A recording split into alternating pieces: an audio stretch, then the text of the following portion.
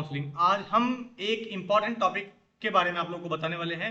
हमेशा हमें एक चीज के लिए प्रॉब्लम होती है कि सही फैसले कैसे लें, how to take a right decision, या फिर अगर हमने कोई डिसीजन ले लिया है तो उसको हम कैसे अपने डिसीजन को लेने के बाद उस पर स्टिक रहें कि हमारा मन डिस्ट्रैक्ट ना हो, भटके ना, और अपने लिए हुए डिसीजन पे हम काम कर सकें।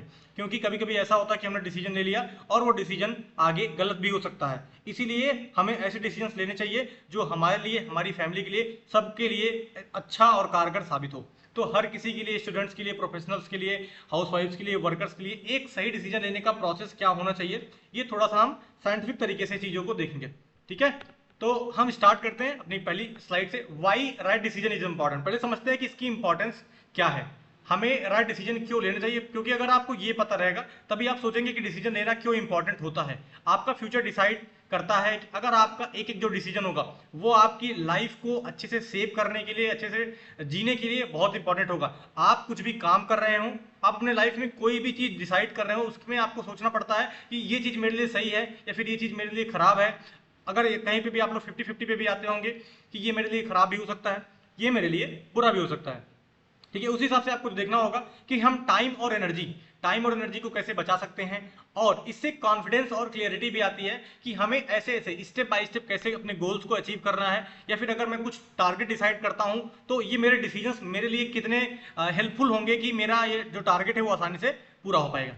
ठीक है, तो अब देखते हैं कि क्या क्या प्रॉब्लम्स आती है, क्या क्या चैलेंजेस आते हैं डिसीजन लेते समय। जैसे डर लगता है कि हो सकता हो कि ये डिसीजन मेरा गलत हो जाए। अभी मैं एक एग्जांपल लेकर के आपको सब कुछ अच्छे से बता दूंगा। जैसे हम किसी डिसीजन के बारे में जब सोचने लगते हैं तो हम बहुत ज्यादा सोच लेते हैं, हम इतना ज्यादा ओवर थिंक कर लेते हैं कि अगर हमने कुछ चीज सही भी सोचा होगा तो अपना दिमाग इतना खराब कर लेते हैं कि अंत में वो जो डिसीजन होगा वो अंत में गड़बड़ ही साबित होगा।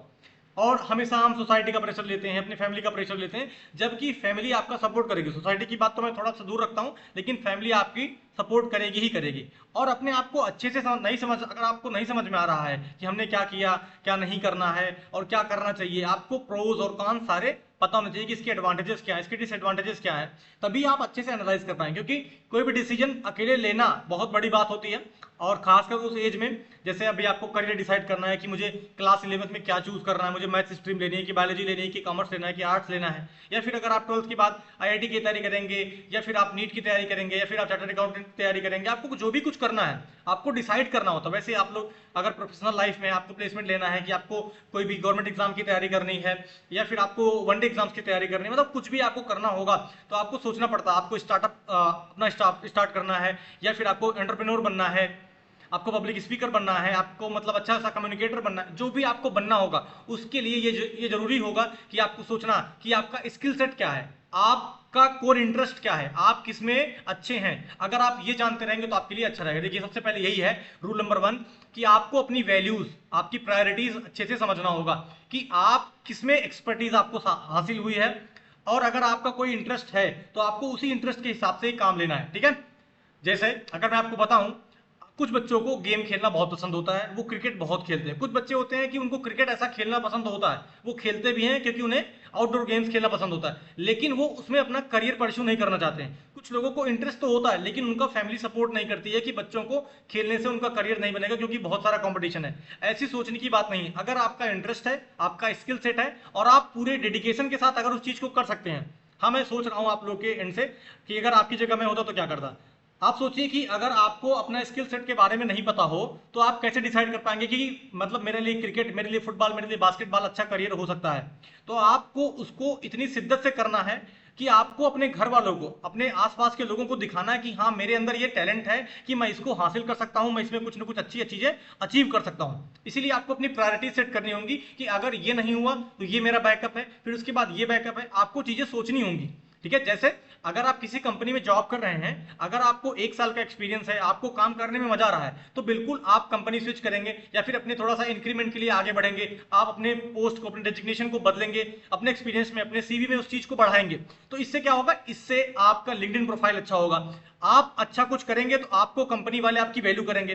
ठीक है, ऐसे ही हर फील्ड में आपको जानना होगा। जैसे मान लीजिए कि आप क्या कहते हैं कि किचन से रिलेटेड, आप मान लीजिए कि खाना बनाने से लेकर के जो भी चीजें होती हैं, फूड रेसिपीज, इन सभी का आपका मान लीजिए कोई यूट्यूब चैनल है, आप चीजें बनाते हैं, उसके बाद उसका वीडियो बना करके आप यूट्यूब पे अपलोड करते हैं, तो आपके जो भी कहते हैं सब्सक्राइबर्स होंगे, जो भी आपके व्यूअर्स होंगे, आपके कमेंट सेक्शन में जाकर के आप देखेंगे तो आपको वहां से एनालाइज होगा कि मेरे कंटेंट में क्या कमी है, आप वहां से फीडबैक लेंगे, तो आपको समझ में आएगा कि सच में मेरी ये कोर वैल्यूज हैं, क्या वो सच में लोगों को पसंद आ रही हैं कि नहीं। ठीक है, ऐसे ही सभी चीजें डिवाइडेड होंगी। आप अपने इंटरेस्ट के हिसाब से, अपने वैल्यूज के हिसाब से आपको प्रायोरिटाइज करना है कि ये चीज मेरे लिए इंपॉर्टेंट है, मुझे इसके लिए इतना टाइम देना है। अगर ये चीज मैं अच्छे से नहीं कर पाता हूं, आप देखते होंगे कि बहुत सारे लोग पहले इंजीनियरिंग करते हैं, फिर उसके बाद वो एमबीए करने लगते हैं, एमबीए करने के बाद वो फिर यूपीएससी की तैयारी करने लगते हैं। ऐसा क्यों होता है? और उसके बाद मैंने देखा बहुत सारे लोगों को कि वो यूपीएससी भी क्वालिफाई कर ली, वो एमबीए भी कर लिए, वो आईआईटीएन हो गए, वो एमबीबीएस कर लिए, लेकिन उसके बाद भी कुछ लोग लेखक बन जाते हैं, कुछ लोग प्रोफेसर बन जाते हैं, कुछ लोग टीचर बन जाते हैं। मतलब आपको ये सोचना होगा, आप सोचिए कि अंतिम तक आदमी, अगर मैं कहूं कि भारत के स्तर पर, अपने इंडिया के लेवल पे हर एक कठिन से कठिन परीक्षाओं लोगों को निकालने के बाद अपने अंतिम गोल को, अपने अल्टीमेट गोल को वो अचीव करने के बाद भी आप समझ नहीं पाते हैं कि मुझे अंत में करना क्या है, क्योंकि कुछ लोगों को अपने विजन के बारे में क्लियरिटी होती नहीं है। इसीलिए आपको अपने इंटरेस्ट को पहचानना है और अपने इंटरेस्ट के हिसाब से अपने आप को बनाना है कि हाँ, अगर मैंने कोई डिसीजन लिया है तो मुझे अपना 100%, मुझे अपना 100% तो वहां पे देना ही होगा। अगर आप अपने 100% को देंगे तो आपका कोई भी काम हो, अगर आपको उस काम में थोड़ा सा इंटरेस्ट कम भी होगा तब भी आप उसको आराम से अचीव कर पाएंगे। तो अपनी 5 वैल्यूज को अपने आप, मतलब सामने एक स्टिकी नोट्स पे आपको कहीं पे भी जाकर के लिख लेना है कि ये मेरी 5 वैल्यूज हैं, मैं अपने बारे में कुछ चीजें जानता हूं जिसके ऊपर मुझे अच्छे से काम करना है, क्योंकि सोना जितना तपता है उतना प्रखर निखरता है। ये आप लोगों ने सुना होगा, बहुत ही अच्छी लाइन है।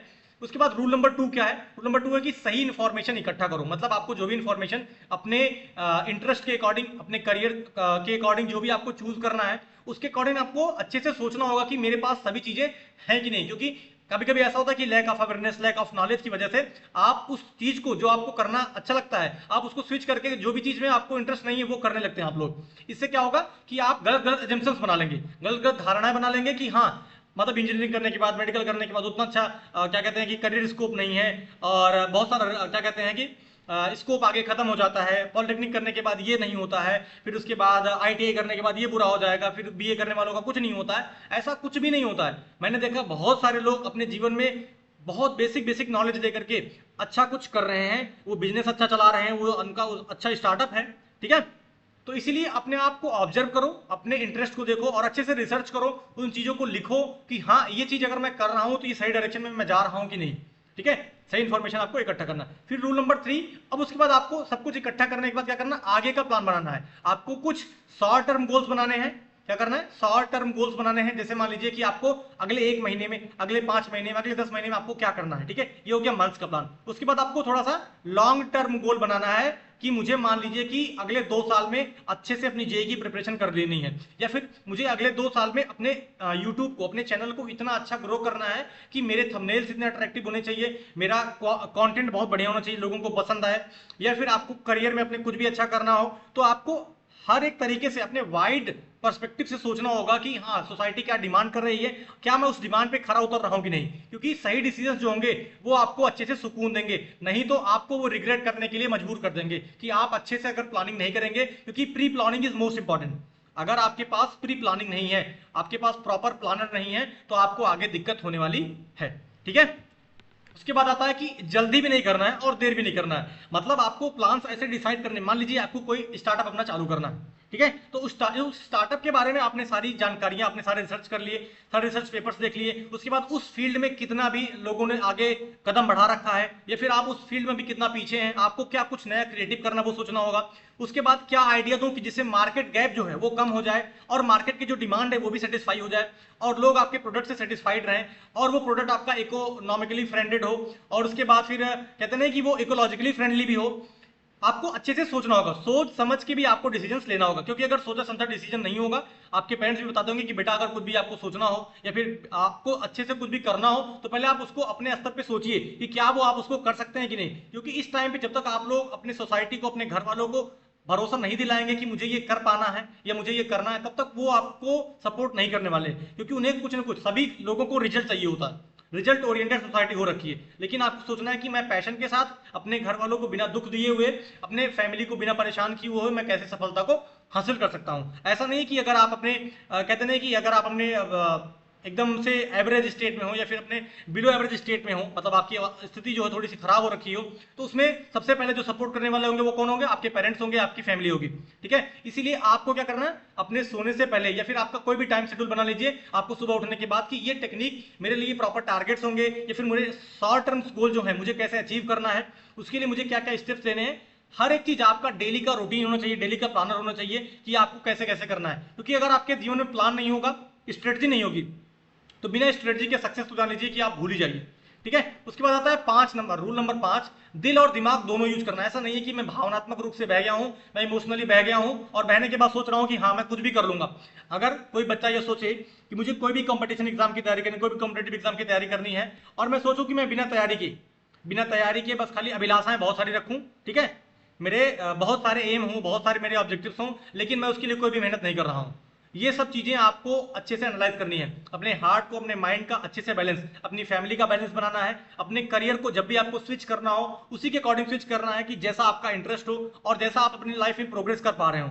आपको कहीं भी शहर बदलना हो, आपको सिटी बदलनी, कुछ भी करना हो, वो आपको सोच समझ करके एक एक डिसीजन जो होंगे आपके, वो बहुत ही महत्वपूर्ण आपकी लाइफ में होंगे। नहीं तो आपका जो लाइफ होगा इतना बोरियत हो जाएगा उसमें लाइफ में कि आपको अपनी लाइफ को जीने में बहुत ज्यादा बुरा फील होगा और आपको ऐसा लगेगा कि मैं क्या ही कर रहा हूं, मेरा ना इंटरेस्ट है ना मैं करना चाह रहा हूं।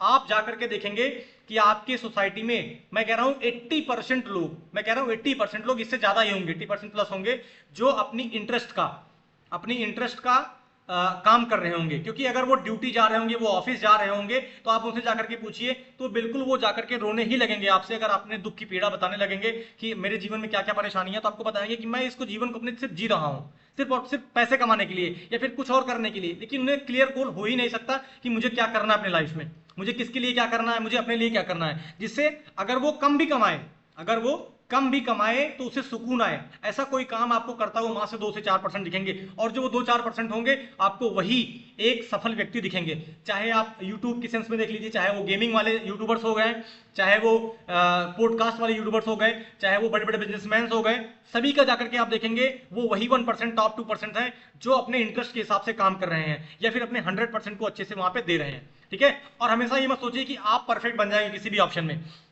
आपको परफेक्ट बनने के लिए मेहनत करनी होगी। हर डिसीजन परफेक्ट नहीं होता है, कुछ डिसीजन लेने के बाद आपको स्विच करना होगा कि ये डिसीजन मेरा गलत हो गया, लेकिन आपको रिग्रेट नहीं करना है। आपको अच्छे से उस डिसीजन पे स्टिक रहना होगा और अपने बेस्ट ऑप्शंस को अपने चुनना होगा कि ये मेरे लिए बेस्ट होगा।